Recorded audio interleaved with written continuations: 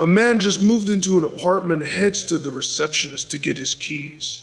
The receptionist gave him the key with a smile, but warns him not to disturb the door with no number on his floor.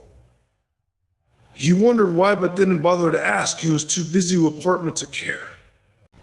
After he finished unpacking, he began to get curious. He questioned why the receptionist would warn him of such things, and so he stepped out of his apartment to check the door with no number.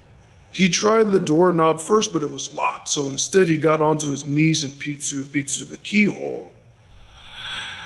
The apartment he was looking into was empty.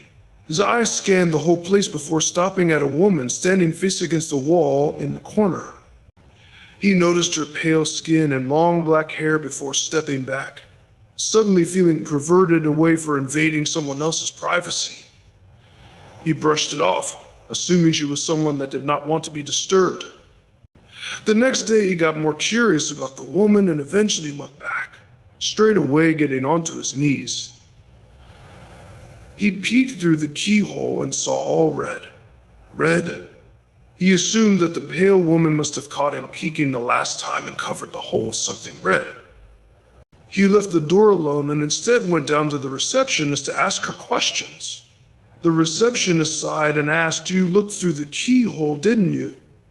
He admitted to it, and so she felt obliged to tell him the story. She told him that a young woman named Abigail once lived there. The red wasn't the only color he was seeing. She gave him a cold stare and said, "Bray Wyatt, you weren't seeing just one color, you were seeing many. You were looking into your own eyeball. The fiend is in that room waiting for you to release him back in the world where he belongs, at the side of Uncle Howdy."